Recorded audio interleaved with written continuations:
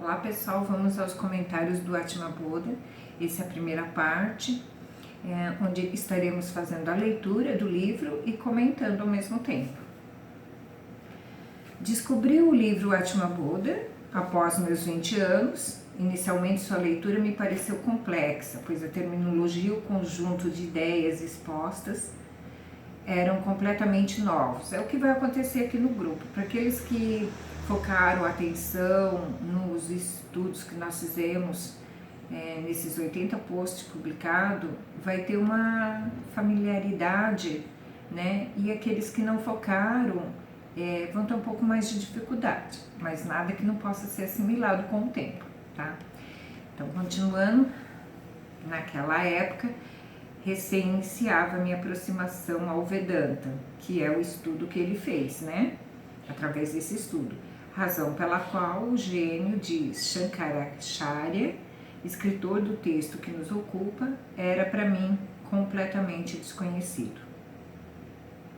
Os anos seguintes se converteram em uma enxurrada de ideias que avivavam completamente meu interesse por tudo que era relacionado à meditação. Buscava entre os mais dignos expoentes da cultura indiana textos que pudessem mostrar uma vida clara ao incerto caminho da busca interior.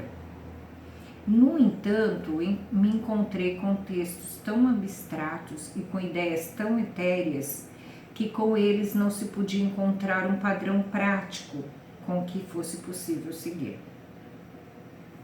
Então, aqui ele se refere a textos abstratos, é o que nós vamos estar vendo, né? Ideias etéreas, e ele fala da dificuldade de compreender esse ensinamento. Por isso que eu sempre estou dizendo que a gente precisa sutilizar a mente, a gente precisa preparar a mente para receber os ensinamentos, né? Quando a mente está mais qualificada, então ela recebe os ensinamentos com uma visão mais clara, né? mais de um aspecto mais profundo, né? Então, para entender esses ensinamentos, é preciso que a mente não esteja agitada. Essa agitação mental forma uma confusão na mente, porque ela interpreta tudo. Tudo que chega até ela é interpretado pelas nossas crenças, pelos nossos condicionamentos, pelas nossas tendências. Então, a mente tende a interpretar. E isso atrapalha, né? Porque aí vamos estar julgando o ensinamento, vamos estar criticando, vamos estar comparando uma coisa com a outra. E qualificar a mente é justamente isso, é a gente deixar a mente de lado, ouvir e deixar que o ensinamento reverbere no nosso interior. Então, para isso, a gente precisa escutar, somente escutar, deixar os nossos achismos de lado. Essa é uma maneira de sutilizar a mente, de qualificar ela melhor. Os autores anônimos dos Upanishad e Bhagavad Gita, assim como os conhecidos sutras, se converteram em um eixo central de reflexão sobre um mundo que cada vez menos entendia. Os anos se sucediam lentamente, um após o outro, e a semente plantada pelo contínuo estudo começou a brotar. Então, aqui ele também está passando uma coisa importante, né? Uma semente plantada pelo contínuo estudo começou a brotar. Então, é um estudo que nós temos que fazer contínuo.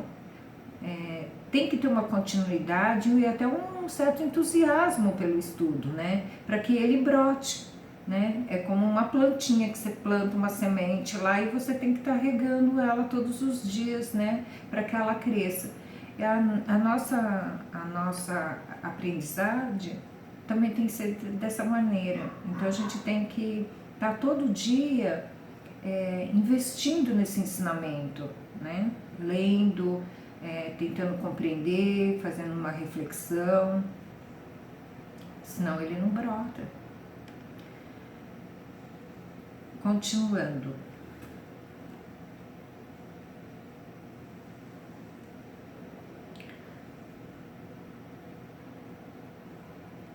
perdi aqui, mas aqui, achei. Naqueles dias me dedicava quase que diariamente ao ensinamento e aprendizagem da filosofia oriental e intercalava todo esse estudo com os meus estudos de engenharia. Tornou-se manejável o jargão que buscava descrever o mundo a partir da visão oriental e busquei continuamente clarear as ideias que levavam ao aspecto prático que revela o mistério do ser. 7 anos de práticas ininterruptas sobre os mais variados cenários possíveis de meditação se converteram em uma decepção constante devido à frenética atividade mental. Busquei de 1000 maneiras possível encontrar um caminho que pudesse me levar à quietude mental. Experimentei todos os tipos de práticas meditativas, dos mantras aos kirtan e desses aos bijas. Os bijas é um som que faz a força do som se concentrar na pessoa, né, que está emitindo o mantra. E os kirtans são cânticos de adoração à divindade pessoal. Então, passando naturalmente pelo controle da respiração e da indagação do eu que propunha Ramana Maharaj, por todas elas sem encontrar qualquer mínimo alívio. Momentos excepcionais de quietude mental ocorreram também neste período, mas a perda rápida daqueles instantes obtidos devido ao torturante movimento da vida me fazia duvidar inclusive da veracidade dessas experiências. Então, aqui ele está mostrando que por mais que ele fizesse os mantras, os kirtans e os dijas, ele via que ele não conseguia obter resultado, a mente dele não conseguia ficar tranquila, ele não tinha uma quietude mental, né? Por causa que ele se envolvia muito com a agitação do dia a dia. Embora às vezes, talvez muitos de nós já tivemos isso, essa quietude mental, ela vem de uma forma muito sutil. Então, às vezes, por fração de segundo, ela se faz presente. Mas é como ele disse aqui, o momento, a agitação do dia a dia não nos deixa perceber. Ou se percebemos, logo esquecemos, né? Não damos o devido valor à experiência, porque se preocupamos com outras coisas externas. Então, esses momentos de quietude mental não é tão raro de acontecer, acontece, mas é que eles são num tempo tão pequeno que acaba passando desapercebido. No entanto, nunca detive a indagação interior, não importando que ao sentar-me e buscar praticar a meditação na postura, caía continuamente para o estado de sonolência e a dormir, ou que a dor nas pernas e nas costas se apresentavam como torturas insuportáveis. Apesar da ignorância que me cobria e a dor habitual quando me sentava a meditar, lutava por encontrar o silêncio que tantos livros e mestres formulavam como fruto dessa prática interior. Então, aqui ele fala assim, apesar da ignorância. Essa ignorância é a luta que ele fazia para conseguir o próprio silêncio, né? Então, tudo que ele fazia era, na verdade, uma guerra com a sua mente, porque havia um esforço. Quando há um esforço, há uma guerra. Então, não se pode ter uma paz mental, mesmo porque você está querendo acalmar os seus pensamentos usando os seus próprios pensamentos. Porque quando você está sentado lá e vem uma dor, alguma coisa, e você se desconcentra e de repente você pensa assim, ai, pensei de novo. Aí você começa a respirar para que aquele pensamento vá embora. Aí vem o outro pensamento, ai, para, começar tudo de novo. E você vai usando a mente para parar a sua própria mente. E isso é impossível, né? Parar a mente parar os pensamentos com os próprios pensamentos. Então, meditar não é você fazer nada, é você sentar e não fazer absolutamente nada, né? Não tentar fazer nada, nem parar os pensamentos, nem nada. É natural da mente pensar. Então, temos que deixar a mente vir com os seus pensamentos, os pensamentos vão e deixemos eles ir. Só não devemos alimentá-lo, porque se nós alimentarmos, vai vir um pensamento atrás do outro. Então, essa percepção de que o pensamento vem e eles vão, é isso que tem que estar no nosso interior, na nossa percepção. Deixar eles vir e ir naturalmente, sem ficar aquela briga de tentar parar o pensamento. Como um caminhante perdido no deserto, busquei beber com desespero o néctar de um conhecimento que me superava. Memorizei inteiramente muitos livros, disciplinei minha mente e corpo de maneira espartana, ou seja, vigorosa, né? Tudo exclusivamente para preparar minha mente a um encontro que jamais se apresentava. Assim, estudei profundamente muitos livros, entre eles o Atma-bodha, com o simples desejo de encontrar aquele ensinamento que me oferecesse a resposta à minha desesperada busca de se saber o que é o ser. Aos 26 anos, no dia 12 de maio, ao entardecer, finalmente aconteceu o que tanto busquei, e jamais tinha imaginado que chegaria de maneira tão franca. Durante horas e finalmente dias inteiros. Olha que bonito isso. Durante horas e finalmente dias inteiros, a mente mergulhou no mais profundo e inimaginável infinito. Então, essa quietude, essa percepção, ela não vem só em fração de segundo. Quanto mais a mente está qualificada, menos agitada, há essa possibilidade desse tempo aumentar, né? Horas ou dias. Milhares de segredos que nunca foram segredos foram encontrados. Olha, isso daqui, ele, na verdade, ele está dizendo que essa busca não é uma coisa que você vai buscar e você vai encontrar, não. Ele acessou um conhecimento que sempre está disponível. Inimagináveis galáxias e universos apresentaram em uma fração distante e deram vazão à bem-aventurança absoluta. Finalmente havia regressado à casa. Por fim, todo o esforço da busca havia terminado. Já não existiam perguntas, as respostas se sucediam por si mesmo. O que ele quer dizer aqui?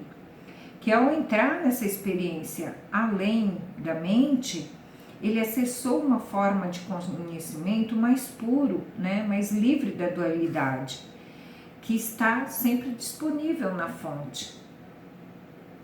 Como consequência deste profundo samadhi, samadhi é um estado de percepção elevado, a mente assumiu uma nova condição. Que condição é essa? Foi um novo patamar de conhecimento, de certezas. Certezas, talvez a palavra certeza não defina bem a certeza dos conhecimentos que ele adquiriu naquela fração de segundos, né? Porque é um conhecimento vivo, que não cabe dúvidas ou questionamentos sobre aquilo que ele tem a percepção, porque o conhecimento é puro, é vivo, é certo, né? É real. Então, a palavra certeza não define, não é essa certeza que a gente coloca nas coisas e está sempre em dúvida. É uma coisa que é induvidável, nem sei se existe essa palavra, induvidável. Agora era fácil mergulhar em meu próprio interior e notar como a maquinária mental movia cada uma das peças e engrenagens que a compõem. Então, aqui ele deixa claro que ele teve o conhecimento direto de que a mente é apenas um veículo, uma ferramenta de manifestação do corpo. Por quê? Porque ele não estava tendo aquele conhecimento através da mente. Ele estava além da mente, ele estava num campo que não era dual. Então ele podia ver claramente que a mente é apenas um instrumento, um veículo de manifestação. Ele estava desidentificado da mente e do corpo naquele instante. Podia perceber mais insignificantes movimentos que nela surgiam e reconhecer a variada profundidade e níveis que operam nos diferentes graus de percepção interna e externa.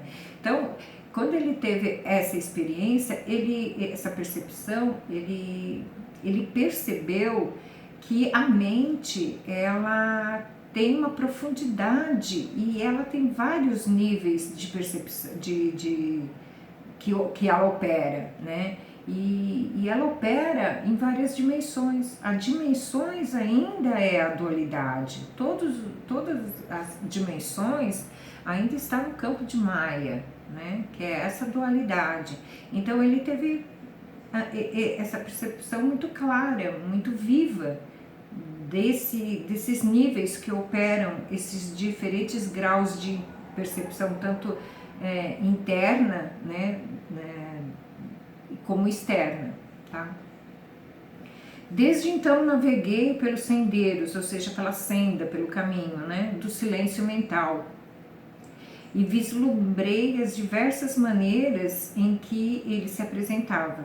Mas, diante de tudo, aprendi algo que, mesmo lendo 1000 vezes, jamais havia compreendido, da não dualidade, como sendo o fator excepcional que relaciona o conhecedor ao conhecido de forma simultânea. Nessa passagem aqui, ele mostra que durante essa percepção, ele teve um momento muito especial, um momento diferente. Não havia um conhecedor para conhecer um conhecimento. Não havia a pessoa, não havia a pessoalidade. O conhecimento e o conhecedor era um só, simultaneamente. Não existia essa pessoalidade, esse conhecimento que ele acessou é um conhecimento assim diferente do outro, dos outros conhecimentos. Porque ele não é um conhecimento que ele pode ser conhecido por alguém, né? Esse conhecimento é o conhecedor e o conhecedor é o conhecimento. Então, essa unidade é simultâneo, esse acontecimento é simultâneo dentro do ser. Não há diferenças, né? É o conhecimento puro, é um conhecimento vivo. E o que aconteceu nessa experiência é que ele transcendeu a dualidade, né? Porque foi uma experiência além-mente. Ele se reconheceu, né? Não dual. Ou seja, ele realizou o ser, né? Nós falamos tanto em realizar o ser, aqui temos uma ideia dessa realização do ser, quando o conhecedor e o conhecido é um só. Não existe alguém para conhecer o conhecimento, né? Estamos falando de um outro aspecto mais profundo, mais de percepção mais ampla. Continuando. Logo continuaram os anos de ensinamentos. Prometi a mim mesmo de encontrar uma sistematização da mente o suficiente simples e prática que servisse de base aos estudantes que se perdem no confuso mundo da mente. Os milhares de alunos serviram para tal fim. O afã de mostrar de forma clara a mente e seus conteúdos era indispensável para que os jovens tivessem claridade sobre os próprios processos pessoais. né, com o tempo ele passa a ser um palestrante e ele mostra aos alunos, né, o quanto é importante esse aspecto de você observar a mente, de como é o funcionamento dela, como é que ela funciona, né? Entender isso é muito importante, porque quando a gente entendemos o processo da mente, nós podemos nos desidentificar dela. Assim como o transcorrer do tempo, inclusive algum deles tem experimentado também beber do oceano insondável da não dualidade. E é isso, quando você percebe bem os aspectos de como a mente funciona, como nos movimentamos, né, em Maia, nessa lei que rege a nossa dimensão dual, o que pode ocorrer é isso mesmo, é a gente experimentar esse oceano que às vezes a gente acha que é insondável. Então a gente pode sondar, né? A gente pode até nos perceber como esse oceano, né? Isso é uma experiência que vem, porque quando você entende a mente, você também consegue até acalmar a mente, né? Essas confusão da mente. Então foi isso. Esse texto do autor, que ele se apresentou, né, para dar início a essa obra maravilhosa. Ele é um filósofo, pedagogo e tem vários livros editados, né, em alguns países, e ele faz palestra também em uns 3, 4 países, inclusive aqui no Brasil também. Quem sabe um dia vamos ter a oportunidade de estar recebendo ele aqui. Então, por hoje é só. Agradeço a escuta atenta e namastê.